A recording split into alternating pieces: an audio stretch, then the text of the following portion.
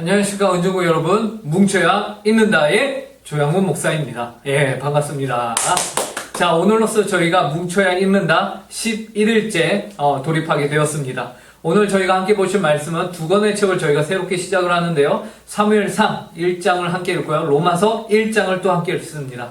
그리고 쭉 읽어왔던 예레미야 40장을 읽고요. 시편에서는 13편과 14편 두 편 말씀을 함께 보게 되겠습니다. 자, 먼저 사무엘상 1장에서는요, 아주 유명한 사람이죠. 사무엘 선지자에 대한 출생과 관련이 된 내용이 나옵니다. 사무엘의 아버지는 엘가나라는 사람이었는데요. 그에게는 두 아내가 있었습니다. 한나와 분인나예요. 그런데 한나에게는 자식이 없고 분인나에게는 자식이 있었습니다. 그래서 자식이 없음으로 인해서 서러워하는 이 한나에게 이 하나님께서 자식을 허락하시는데요. 그 전에 한나가 하나님의 성전에 가서 서원을 하게 됩니다. 만약 하나님께서 나에게 자식을 허락하신다면 이 자식을, 이 아들을 내가 하나님의 성전에 바쳐서 하나님의 일을 하는 일꾼으로 삼겠습니다. 라고 서원을 하죠. 그리고 하나님이 실제로 이 한나에게 자식을 주시고요. 그 자식이 누구냐? 바로 사무엘 선지자입니다. 우리는 이 사실 가운데서요, 당시에 자식이 없다는 것은, 한 여인에게 자식이 없다는 것은 미래가 없는 것과 마찬가지입니다. 이 한 여인의, 사무엘상 1장의 한 여인의 이 삶을 통해서 이스라엘 전체의 삶이 사사시대를 지나오면서 참으로 자식이 없는 것과 같이 미래가 없어 보이는 인생들이며 그런 나라였는데, 하나님께서 어떻게 하십니까? 이제 내가 새로운 생명, 새로운 일을 시작하시겠다라는 것이에요.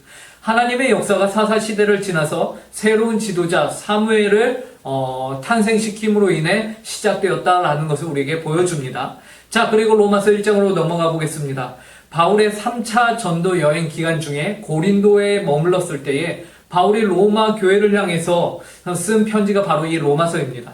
첫 부분에서는요, 인사말과 그리고 안부를 묻고 그 로마 교회를 축복하는 내용이 들어있습니다. 그리고 바울이 로마를 방문하고자 하는 자신의 계획을 적어놓죠. 그리고 복음의 능력과 복음을 필요하는 이 세상이 어떠한 상태 가운데 빠져 있나, 아주 죄악된 상태 가운데 빠져 있음을 적나라하게 적고 있습니다. 그리고 이 모든 것들을 통해서요, 이 바울은요, 이 로마서를 통해서 하나님의 복음이 무엇인지를 더욱더 잘 드러내기를 원하고 있어요.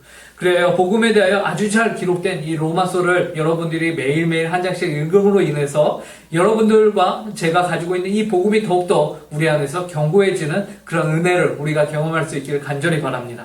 자, 다음 책은 예레미야 40장입니다. 예, 드디어 예루살렘이 함락이 되었죠. 그리고 바벨론의 사령관으로 왔던 느부사라단이 예레미야를 향해서는 굉장히 깍듯하게 대하는 모습을 우리가 볼 수 있습니다. 참 신기하죠? 자신이 정복한 나라에 한 선지자 있는데 그 선지자를 이 이방인이요 모으시고서는, 야, 너가 말한 하나님의 뜻이 정말로 실현이 됐다 라면서 내가 너에 대해서 익히 들어서 잘 알고 있다 라고 말하는 것이요. 그러면서 예레미야는 바벨론 왕이 유다 성읍을 맡아서 세우도록 한 그다랴라는 사람에게 보내져서 그곳에서 이제 생활을 할 수 있게 되는 것이죠.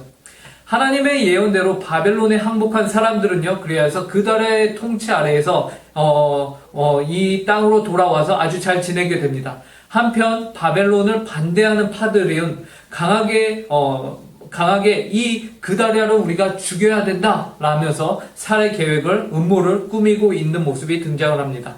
자, 우리는 예레미야 40장을 통해서 무엇을 확인하게 됩니까? 하나님의 예언이 실현이 되었다라는 것을 우리가 보게 되고, 또 하나님의 사람이 예레미야, 하나님께서 그 인생을, 그리고 하나님의 말씀대로 항복한 모든 백성들에게 하나님이 약속하신 말씀대로 이루셨다라는 것을 우리가 보게 됩니다.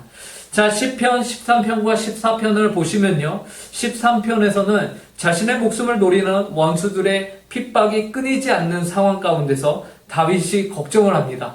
그의 걱정은 단순히 개인의 삶의 안정 문제만이 아니었습니다.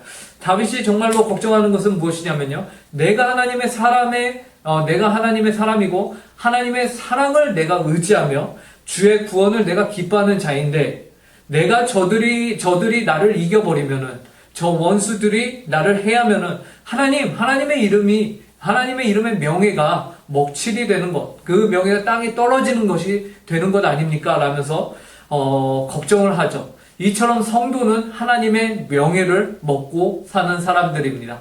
그렇기 때문에 하나님의 명예에 합당한 삶을 저와 여러분들이 살아야 할 것입니다. 자, 시편 14편에서는요, 어리석은 자에 대한 정의가 나오죠. 예, 그리고 하늘에서 인생을 살피시는 하나님입니다. 어리석은 자들은 뭐라고 하죠? 하나님이 없다라고 말하는데, 정작 하나님은 그 어리석은 자들의 시선, 바라보는 것 뛰어넘어서 그곳에서 모든 인생을 살펴보고 계시다라는 것입니다. 자, 죄악된 시대와 세상 속에서도요, 구원의 하나님은 계속해서 존재하고 계십니다. 자, 이러한 말씀들을 저희가 함께 오늘도 함께 읽고, 뭉쳐서 읽고, 예, 그래서 오늘 하루도 말씀으로 승리하는 우리 모든 친구들이 되길 간절히 바랍니다.